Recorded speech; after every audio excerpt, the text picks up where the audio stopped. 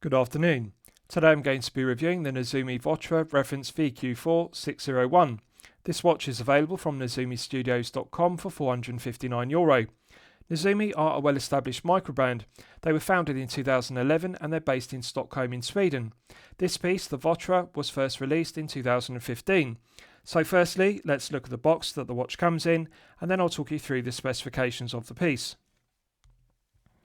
So the watch comes in a watch box which is housed inside this outer cardboard box, very aesthetically pleasing, and on the reverse it has the full reference number of the Voiture and also says assembled in Germany. So to clarify, Nezumi are based in Stockholm in Sweden. However, the Voiture is not assembled in Stockholm in Sweden, it is assembled in Germany.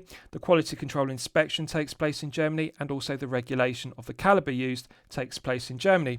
So one removes the outer lid to the outer box, and inside you can see the watch box is protected by fabric. So I'll just remove it from the outer box, which is a snug fit, and show it to you. So this is the watch box itself, aesthetically pleasing, vinyl or PU leather, grain finish to it. The hinge lid is embossed with the Nezumi brand emblem to a good standard.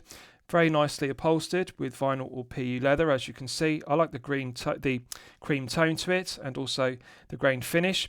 Good attention to detail because the base has this panel of felt, and this means it doesn't slide about on a desktop or tabletop, and also it doesn't scuff or scratch a polished or lacquered desktop. And it's nice to see that attention to detail. Spring-loaded hinge lid, and the interior is fully upholstered with a contrasting green velour fabric to a good standard. So in the base we have a padded pillow cushion, and the padded pillow cushion is also upholstered with green velour fabric to a good standard. It's a snug fit inside the base, and that's good because the watch doesn't move around in shipping, so no risk of being damaged. And I like that it's spring loaded. The lid has a nice spring loaded action to it, snaps shut with a nice positive click. This is an example to other low tier micro brands of how to get presentation correct. It's a good quality watch box and very aesthetically pleasing. With regards to items that come with the watch, one only gets one item, which is this card, and you open it and inside it says French for automobile because Voiture means automobile in French. Details the specifications of the Voiture. There's also space to fill in the serial number of the piece and the date of purchase, and we've also got the website NezumiStudios.com. On the reverse, it details the terms and conditions of the 2-year international warranty, also details the contact email for customer services or warranty claims, info@NezumiStudios.com, also details the reference number of the battery used, which is the battery used in the movement, the Seiko VK63 Mecha Quartz. The only thing that's absent from this piece is an owner's instruction manual, and I'd like to see Nezumi include that in the form of a printed booklet with clear, concise diagrams, instructions in English, detailing the operation of the Seiko caliber VK63 Mecha Quartz. Alternatively, as an alternative to a printed booklet owner's instruction manual, I'd like to see a card included with a QR code that could be scanned with an Android or iPhone to download the owner's instruction manual. But good to see the warranty card included, good to see a 2-year international warranty, and I want to give due credit to Nezumi here because often low tier micro brands only cover their watches with a 12-month international warranty. To see 2 years of international warranty at this low tier price point of €459 is excellent. So with regards to the specifications of the piece, we have a 40mm case diameter, we have a lug-to-lug measurement of 47mm, a thickness of 12.75mm and a lug width of 20mm. The genuine leather rally strap tapers from 20mm at the lugs down to the buckle and tang. Buckle is solid 316L grade stainless steel and engraved with high definition engraving with the Nezumi brand emblem. No sharp edges, no burrs, nice heavy gauge to the 316L grade stainless steel. Flawless polishing to the top side, underside and flanks. So good quality buckle and tang. I like the tan tone of the genuine leather rally strap, and a rally strap is appropriate for this chronograph piece because it is in a 1970s vintage style, contrasting white stitching at the spring bar end, and I like the holes in it as per the rally pattern. It's soft and supple, and it's good quality leather, which is like calf leather, so I think they deserve credit for not cutting production costs and using an inexpensive leather strap. 2 keepers on the strap, one's fixed, one slides as one would expect, and the 2 keepers are correctly proportioned. We have a box double dome sapphire crystal, and as you can see, nice low dome profile to it, so it's double domed, curved on the underside, curved on the top side, with clear AR coating.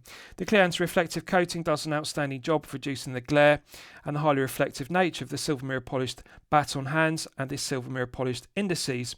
So I like the proportions of the applied indices. They have a nice 3D effect, and also the contrasting orange printed indices around the chapter ring. They complement the contrasting orange chronograph hand.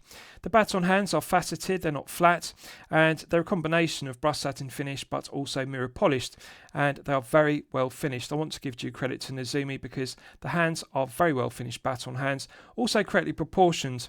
The baton minute hand is longer than the baton hour hand, so one can immediately differentiate between the two, and the length and the width of the hands is correct for the proportions of the dial. 3 subdials are also correctly proportioned. I like the contrasting blue subdial hands, and also like the dial layout because it does give the piece a vintage 1970s aesthetic, and this piece is inspired by 1970s chronographs, so it really does look like a 1970s piece. Of course, the benefit of using a sapphire crystal versus acrylic is that the top hat profile looks like an acrylic crystal from the 1970s, but of course it's harder and more scratch resistant. Also, one has the benefit of AR coating, which improves the clarity. I like the two-tone dial with navy blue and then lighter blue, and it really does look very aesthetically pleasing with the layout of the 3 subdials, and I like the detail of the blue chapter ring with the cream minute tick, so very aesthetically pleasing. It really does look like a 1970s piece. The bezel is aluminium and it's anodized navy blue, and it's got a nice matte finish to it. Quality of the engraving and the inlay of white paint into the aluminium bezel insert is excellent. The anodizing is done very well, but also the tachymeter engraving is excellent, as well as the tachymeter scale. You can clearly read the Arabic numerals and also the dots around the tachymeter, so it's a very well executed tachymeter on the anodized blue bezel insert. The bezel itself is solid 316L grade stainless steel inlaid with the aluminium bezel insert for the tachymeter scale, and it's concentric CNC lathe tool machined. Nice large chamfer which deletes the sharp edge to the top edge of the bezel. Low profile bezel with an undercut and chamfer, so this does give it a vintage aesthetic. I like that the bezel is low profile, it's not thick, and it allows the boxed top hat double dome sapphire crystal to project above it. So the piece is nice and slender at only 12.75, even though it has a 2mm thick boxed top hat double dome sapphire crystal. Low profile flanks which are also very aesthetically pleasing. The case is solid 316L grade stainless steel. Nice large bevels which mark the transition between the top of the lyre or twisted lugs. The profiling of the lugs, the lyre lugs, look very similar to Amiga Speedmaster lugs. I like that lyre lug or twisted lug profile, and the large mirror polished bevels which mark the transition between the inner brushed satin finish finishing to the lugs and the outer longitudinal brushed satin finishing to the flanks. So the twisted lyre lugs are very aesthetically pleasing. They also delete a lot of the meat from the flanks of the case and the lugs, and they reduce the heft of this piece down to only 71 grams. Nice curved profile to the undercut, and it's got a compact 47mm lug to lug, which is suitable for all wrist sizes, 6 to 7 inches and 7 to 8 inch wrist sizes respectively. No sharp edge to the undercut to the flanks, which is good, and it doesn't have sharp corners to the tips of the lugs, so the quality of the head of the piece finishing is stellar. So let's look at the crown and chronograph pushers. Solid 316L grade stainless steel chronograph pushers, concentric CNC lathe tool machined with a domed cap. Coin edge crown is push-pull rather than screw down crown, and provides an effective hermetic seal to 50 meters. So 50 meters is acceptable for a chronograph piece. It doesn't need 100 meters and a screw down crown or screw down collars on the pushers. I think 50 is acceptable. This push-pull crown is solid 316L grade stainless steel, coin edge finished, nice large chamfer to it which deletes the tips of the coin edge teeth, and it's engraved with a Nezumi brand emblem to a good standard, and I like the proportions. It's large enough to be grippy and tactile. You can get good purchase on the crown with your index finger and thumb. Pushers are also correctly proportioned. They don't stick too far proud from the right hand flank of the case. So let's test the chronograph complication. Top pusher activates the chronograph hand. As you can see, the chronograph complication begins to tick around the dial. Nice crisp action to it. I like it, feels firm, and this is a characteristic I really like about the Seiko Caliber VK63 Mecha Quartz. It's got a nice heavy spring-loaded action. Feels very similar to an Amiga Speedmaster, and I like that heavy firm resistance to the spring-loaded action. Nice crisp click When you push it again, it stops it. Pressing the lower pusher resets the chronograph back to 0 on the tachymeter scale. And as you can see, it flies back bang on the 60, bang on the centre of the 12 o'clock index. I'm going to check it 2 more times because when I check a chronograph complication, I like to check it 3 out of 3 times to confirm that it resets bang on 12 o'clock or bang on the 60 on the tachymeter 3 out of 3 times. So I'm going to stop it again, reset, bang on the centre again. I'll check it a third and final time. This is something I really like about the VK63. When the alignment is correct, it is always correct 3 out of 3 times, regardless of where the chronograph resets from on the dial. It always resets bang on 60, bang on the centre of the dial. So I'm going to stop it again. Nice firm resistance to the pushers. They feel reliable and robust. I like the heavy spring-loaded action. You've really got to give them a good hard push, but they've got a nice positive click, which is very reassuring. And it resets again 3 out of 3 times. Perfect alignment. This is the benefit of this piece being assembled in Germany rather than being assembled in China, because the quality control inspection takes place in Germany and also the watch is assembled in Germany, and of course Nezumi have rigorous quality control procedures. So this means, for example, the chronograph hand is perfectly aligned and the quality control confirms that. You can see it's bang on the centre of the 12 o'clock index on the dial, bang on the centre of the 60 on the tachymeter scale on the bezel. So 10 out of 10 alignment, works well. Let's check the push-pull crown execution. So the VK63 does have a date complication and the date wheel is still present beneath the dial, although we don't have a date window at the default 4 o'clock position, which is often the case with VK63 pieces with 3 subdials in the 9, 6 and 3 formation. So pulling it out to the first click position is actually the date complication. And when you rotate the crown, you can hear and feel the clicking of the date wheel beneath the dial clicking over to the next day of the month. That's something to bear in mind. It does have a phantom date setting position. Subjectively, one could be critical, and some collectors will say, well, it has a date complication. Nezumi could have used it. They could have cited a date complication, a date window at 4. Then you could have had a date. But subjectively, some collectors would argue they prefer the symmetry of the 9, 6 and 3 subdials without the date complication, the date window at 4 o'clock. I personally prefer it without. I like the symmetry of the 9, 6 and 3 without a date complication or a date window at 4, but this is subjective. It comes down to whether you like a chronograph with the date or without. Pulling it out to the second click position hacks the movement, and if you look at the second subdial hand, you can see it's now stopped dead, so therefore it's possible to set the time precisely to the second with the Seiko Caliber VK63 Mecha Quartz. So we're now in the time setting position. Nice light resistance. It's a 0 dual quartz or Mecha Quartz and feels very smooth both clockwise and anti-clockwise. Baton hands are correctly proportioned. The legibility is good. Very smooth to set the time both clockwise and anti-clockwise when you cycle through the 12 hours. Feels nice and smooth. I really like the reliability of the VK63. It feels robust and reliable, but also smooth to set the time. So when you push back in the crown, nice positive click, that restarts the movement. If you look at the 6 o'clock subdial for the seconds, you can see the second hand begins to tick around the subdial. So it works very well. Hacking works well, setting the time works well. The only negative, and this is subjective, is the phantom date setting position and also the lack of the date complication on the dial. But works very well, as one would expect with a VK63. So let's look at the strap in detail. Genuine leather strap, which is like calf leather, nice tan tone to it. I like the rally pattern to it with the holes. The benefits of the holes, they're aesthetically pleasing as per a rally strap, but also they allow for sweat and perspiration to wick away from the wrist. They allow for air circulation, so it's a comfortable strap to wear in warmer weather or when one is active. Plenty of holes in the strap, so this will fit from a 6-inch wrist size up to a 7.5-inch wrist size. Good to see plenty of holes in it. Proportions of the keepers are good. It is a thick strap, but it does taper, so it's thicker at the spring bar end where it needs to be more reinforced because that's an area that's prone to wear and tear, and straps can split and crack there, so it's thicker where it needs to be, and then it tapers down in thickness down to the buckle and tang, also tapers down in width from 20 down to the buckle and tang. Nice smooth grained leather.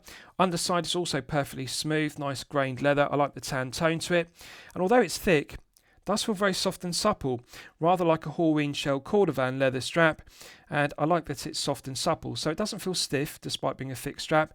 It isn't going to require a lot of breaking in to become soft and supple. And on the other side, you can see contrasting white stitching on the second sliding keeper. First keeper is fixed, good quality stitching, because we've got white stitching either side of the fixed keeper to secure it from moving, and I like it. It's good quality. Now, they could enhance this further if they embossed it with genuine leather on one side, and on the other side it would be more aesthetically pleasing if they embossed Nezumi. But I appreciate with the holes, because it's rally pattern, it would be difficult to actually emboss it with Nezumi's text logo, because the strap doesn't allow for a lot of area for text to be embossed. But I think at this end they could emboss Nezumi at the buckle and tang end, alternatively make Nezumi text logo and also genuine leather above and below the holes. That would enhance it, but good quality leather strap. So let's look at the case back in detail. Solid 316L grade stainless steel case back, which provides an effective hermetic seal to 50 metres. I'm pleased to see a screwed down case back rather than pressed on case back as a cost cutting measure, and as you can see, it's a forged case back. Now, you'll know from my previous reviews, I personally prefer forged case backs rather than engraved or embossed case backs. So to clarify, with other brands, for example with Steinhardt's, with the Ocean 139, they engrave Poseidon, the Greek god of the sea, and also a seahorse, but the engraving can be sharp. It's high definition, it looks visually good, but the problem with the high definition engraving in the case back on the Ocean 139 is it feels rough. And often Steinhardt Ocean 139s have a sharp case back. The case back feels rough against the wrist. Other brands such as Yema, with the Superman for example, they hydraulically press their case backs. They forge the case backs rather than engraving them to generate the 3D embossing. With forged case backs like this Nezumi one, it's better because when you hydraulically press or forge a case back, you don't get any sharp edges to the embossing. So this looks like an engraved case back. As you can see, it's got a matte bead blasted background to it, and the embossing has a 3D effect for the Nezumi and the text, and it's 3D. It looks like it was engraved and the embossing is 3D, but it's not engraved. This was hydraulically pressed. It was a forged case back. So it looks high definition and crisp, which is good. It's mirror polished to a good standard, but doesn't feel rough. It doesn't feel sharp as per an engraved case back. Forged case backs are higher quality, and normally one sees them on mid-tier pieces between €500 and €5,000 price point respectively. This is a low-tier piece costing €459, so we're at the upper end of the low-tier €0 to €500 price point, but it is a pleasant surprise to see a forged case back on a low-tier piece, not a €500 to €5,000 piece. If this were engraved, it would be sharper, it would be rougher as per low-tier pieces made in China.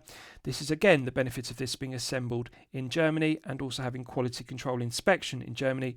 This is perfectly smooth. It's a very good quality forged case back. Nice attention to detail because we've got established 2011, the foundation of Nezumi, Stockholm, because they're based in Stockholm in Sweden, and creating bonds, which is the motto of the brand. The circumference is engraved with a specification and reference number of the piece. Also states Japanese movement, which is true. It's powered by the Seiko VK63 Mecha Quartz, and also assembled in Germany, which again is true. This is not made in China, it is assembled in Germany. Excellent case back. Nice flat profile to it. I like that it's not a bubble back, deep case back, and very smooth and comfortable. Concentric CNC lathe tool machining to the circumference. The milled slots are deburred and chamfered very well, no sharp edges, and the outer circumference is mirror polished to a flawless standard. It's an excellent case back at this price point. Very comfortable against the wrist. What we're looking at here is correct decision after correct decision because we've got quick release stainless steel spring bars rather than standard spring bars. This is beneficial because with a thick leather strap like this, it can be difficult to depress the edge of the leather strap with a thick strap with a spring bar tool in order to compress the spring bars to exchange the strap. But by having quick release stainless steel spring bars, that negates the need for a spring bar tool, easy to exchange the strap, and then therefore no risk of scuffing and scratching the mirror polishing to the underside to the head of the piece. The underside to the head of the piece is mirror polished to a flawless standard. Nice large chamfer on the undercuts to the curved flanks, and you can see there's no sharp edges, and the tips of the lugs, the four corners, have been deburred and chamfered very well. Case finishing is fantastic. They deserve due credit for that. So the mirror polishing is flawless, and also the flanks are brush satin finished to perfection. Right, so I'll give you wrist shots and you can see how it fits on my 8-inch wrist. I can go one more, just bear with me. Right, so 6 to 7.5 inches. As you can see, I can just engage the end of the strap in the first keeper, but it's just a fraction too short to fully engage in the second sliding keeper. However, I'm not going to be critical of this because for the majority of collectors, with a 6 to 7.5 inch wrist, this rally style genuine leather strap will suffice. Nice taper on it, but it's long enough for a 6 inch up to a 7.5 inch wrist. You can see there's still 2 spare holes in it for a larger than 7 inch wrist. So minimum 6 inches, maximum 7.5. Buckle is correctly proportioned. I like that it's engraved with a Nezumi emblem and mirror polished to a good standard. Leather strap is very soft and supple, feels immediately comfortable, doesn't require any breaking in. So wrist presence is good. I like that it's a 40mm, doesn't dominate the wrist, doesn't sit on top of the wrist like a thick slab of 316L grade stainless steel. Curves around the wrist with a nice curved profile to the undercuts to the flanks and also the lyre or twisted lugs like an Omega Seamaster lug profile. It does look visually very aesthetically pleasing. Visually it does look and feel very like a 1970s chronograph piece, and that really was the intention for the Voiture when they released it in 2015. Nezumi wanted to make a piece which was inspired by 1970s chronographs, and they've done it very well because the dial with the blue dial and contrasting lighter blue and the cream tone of the subdials with the contrasting orange chronograph hand, it does really look like a 1970s piece. Blue and orange were typical colours used on chronographs in the 1970s. Also, the rally strap in tan tone works very well. It looks aesthetically pleasing. A rally strap does suit a chronograph with this 1970s aesthetic. Subjectively, one could argue they should have used ceramic for the bezel inserts because, of course, that's harder and more scratch resistant. However, the navy tone to the aluminium bezel insert, which is anodised, does look very aesthetically pleasing, rather like an Omega Speedmaster. I think they've made the correct decision because had they used ceramic, it would look too contemporary rather than a 1970s vintage aesthetic, because in the 1970s, aluminium bezel inserts were used, as per the Speedmaster, for example, rather than ceramic. Ceramic would be harder and more scratch resistant, but the aluminium bezel insert with the anodised blue tone to it does complement the blue dial. I think it looks better because it's got a metallic sheen to it that one doesn't get with ceramic bezel inserts. They look very glossy like enamel, and I prefer the metallic finish of an aluminium bezel insert on a vintage looking chronograph like this. Curved profile to the lugs is excellent. I like the minimal gap beneath the tips of the lyre or twisted lugs. I like the minimal gap beneath the undercuts to the flanks due to the flat profile of the forged case back. So it's deceptively low profile. This is only 12.75. You'll know from my previous reviews, 13mm and below is the sweet spot to easily slip underneath a shirt cuff if you wear business shirts. So at 12.75 it's just below the 13mm sweet spot. Low profile piece will easily slip underneath a shirt cuff. 71 grams is excellent. It's one of my favourite aspects. This really does feel weightless on wrist. Feels very well balanced on the 20mm genuine leather strap. And I like that it's not top heavy. This doesn't feel too thick, doesn't feel top heavy. 71 grams is excellent, and also 12.75 is excellent. Bearing in mind it has the 2mm box top hat profile to the double dome sapphire crystal. AR coating works well, legibility is good, feel good factor is excellent, comfort level is excellent. It's a great looking piece, feels good, and also looks good. Right, so let's do a Lume test and we'll see how the Lume performs when it's charged up to the absolute maximum. Just bear with me, and I'm going to do back up the strap because it's easy to hold the watch then. So as always, I'm going to use my 100 UV LED torch to charge it up to the absolute peak. So this uses X1 Superluminova. X1 gives a whiter tone to the exciter, which is very potent, than C3 and BGW9, which glow green and blue respectively.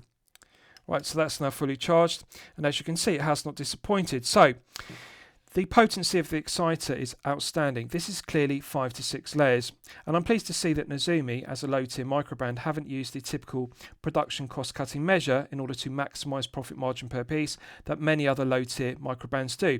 For example, they'll only apply 3 to 4 layers on the handset and on 2 to 3 layers on the printed indices, but we're clearly looking at a perfect colour tone match of the X1 Superluminova on the printed indices and the baton hands. Now one has to appreciate this isn't a dive piece, and we don't have Mercedes hands or snowflake hands which have a large area and therefore a large plot of BGW9 or C3, which is the industry standard. X1 has a potent exciter. It glows whiter than C3 and whiter than BGW9. Just bear with me, I'm going to charge it up again. So one has to bear in mind the printed indices on this dial, which is a chronograph, they don't allow for a large area or a large plot. as per a dive piece, which has larger indices which are applied. Also, the baton hands are more slender than Mercedes hands and Snowflake hands. Again, they do not allow for a large plot or a large area, so one has to be magnanimous about the area. But in terms of layers, this is 5 to 6. We're not looking at 3 to 4 layers on the handset and 2 to 3 on the dial as a production cost cutting measure. We're clearly looking at 5 to 6 on the printed indices, 5 to 6 on the baton hands, and this is X1. So whiter tone to it with the exciter rather than BGW9, which has a darker blue colour, also whiter tone than C3, which has a green tone to it. X1 is brighter, so potency is good, longevity of the brightness is good, it is top grade. I like it. Now, one can be magnanimous about the absence of indices at the 9, 6 and 3, because of course it does have subdials at 9, 6 and 3, and therefore they've had to delete the printed indices at 9, 6 and 3 in order to give enough space for the subdials. The subdial layout cannot be changed because it uses the VK63, and I think it's acceptable to have absent indices at 9, 6 and 3 due to the subdials. So good performance for a chronograph, and X1 is a good choice. It's a credible alternative to BGW9 or C3 Superluminova. Right, so let's discuss the movement used because it's one of my favourite aspects of the piece.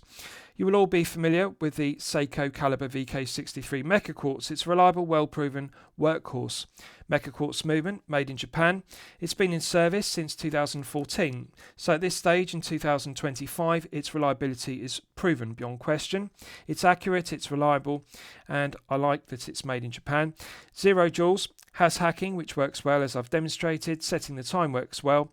3-year battery life is very impressive. Now, bear in mind, the 3-year battery life of the VK63 is based upon you running the chronograph complication for 60 minutes per day. However, in reality, you're not going to be using the chronograph complication anything like 60 minutes per day in normal usage. So therefore, although the stated battery life is 3 years, in reality, if you do not run the chronograph for 60 minutes per day, you will extend the battery life significantly. So therefore, it's nothing unusual for a VK63 battery life to exceed 3 years. They can last for 4, 5 or even 6 years if you don't use the chronograph for 60 minutes per day. So 3-year battery life really is the minimum. Potentially you could purchase this piece and wear it for 4 or 5 years before needing to change the battery. The stated accuracy of the VK63 is plus or minus 20 seconds per month. So just think about that for a moment. That's not plus or minus 20 seconds per day or per week. Plus or minus 20 seconds per month is incredible accuracy. Better than plus or minus 1 second per day. So therefore it's accurate, it's reliable, it's been in service since 2014, and the 3-year, which in reality is typically 5 years plus battery life, is very long. No negatives to it whatsoever. Hacking works well, time setting works well, chronograph works well. As I've demonstrated 3 out of 3 times, the orange contrasting chronograph hands resets bang on the 60 on the tachymeter, bang on the centre of the 12 o'clock index on the dial. Perfect alignment. This is what I like about Nezumi. This Voiture is assembled in Germany. It's not made in China. It's assembled in Germany. Quality control takes place in Germany, and also the regulation of the calibers they're using takes place in Germany. So they are checking, when they quality control inspect the Voiture, the chronograph hand is bang on the centre of the 60 on the tachymeter, bang on the centre of the 12 o'clock index. So the quality control is there. So I like it. It's accurate, it's reliable, the alignment is correct. The only negative subjectively of this piece, as I've detailed, is the date complication, because we've got the phantom date setting position, 2 clicks on the crown rather than 1. It's subjective. Some collectors would prefer to see a date window at 4 o'clock, and they would argue it's got a date complication, why not use it? The date wheel is beneath the dial, it's present. They also dislike the phantom date setting position. I personally prefer a watch without a phantom date setting position, but in this case I'm not going to be critical. I like the layout of the subdials 9, 6 and 3. I think having a date window at the 4 o'clock would spoil it. I like the symmetry, the 9, 6 and 3. I think it looks cleaner. So I think Nezumi have made the correct decision by not having a date window at 4, but this is divisive. Some collectors like it, some collectors dislike a chronograph with the dates. It comes down to your personal preference. That's it. There are no negatives to the VK63 other than that. It's a reliable, well-proven workhorse Mecha Quartz made in Japan. I like everything about it. Correct choice at this price point due to the accuracy, plus or minus 20 seconds per month due to the long battery life, and I think it's right at this price point to use it. So lastly, I'll summarise the piece. What do I think of it overall? Well, when I'm considering reviewing a watch on my channel, the watch meet 2 criteria. It should be both excellent quality and excellent value at the respective price point. So low tier piece, price point is €459. So we're at the upper end of the low tier. To clarify, low tier is €0 to €500. At €459, it is at the upper end. The thing I like about this above all else is it is assembled in Germany rather than being made in China. And the other thing I like about it is that the quality control takes place in Germany, and we're getting perfect alignment on the chronograph hand. Often with low-tier Chinese brands that are using the Seiko VK63 Mecha Quartz, the alignment of the chronograph hand is incorrect because they're made in China and therefore the quality control is poor. This has very high quality control. That's the benefit of it being assembled in Germany. The negative is the production costs of assembling the Voiture in Germany are much higher than assembling it in China. And of course, Nezumi has to factor that into it because they're a Stockholm, Sweden-based microbrand and they're assembling their watches in Germany rather than China. So it's more expensive to produce the Voiture in Germany than producing it in China, respectively. Therefore, the retail price point has to be higher per piece in order to make it viable to retail at €459 and be competitive. So I'm going to declare it excellent quality at €459 and I'm going to declare the value as okay. I'm not going to say it's excellent or good value at $459 because this does face some stiff competition from other low-tier microbrands between €0 and €500 that are also using the VK63. But one has to appreciate it's assembled in Germany, quality control takes place in Germany. That does add value. The other thing I like about it is that Nezumi are a well-established microbrand. They were founded in 2011 and this piece has been in production for over 10 years. It was first released in 2015 and so it's got 10 years of service. And that's what I like about it. This is not a new model which is unproven. The reliability, build quality, quality control are unproven. This has been in service, it's been in production for 10 years, over 10 years. So I like that it's a model that's been in circulation for 10 years and there are no reliability reports whatsoever. It's reliable, build quality is good, finishing is good, specification is good. I like the look of it and also I like the quality of it. But I'd just like to see the price point lowered from €459 to below €400 to make it more competitive, and then I could upgrade it from okay value to good. But quality is excellent, value is okay. I'm going to highly recommend it to you for consideration. I hope you've enjoyed my review of the Nezumi Voiture reference VQ4.601. Please feel free to post your own comments below the video. Thank you for watching.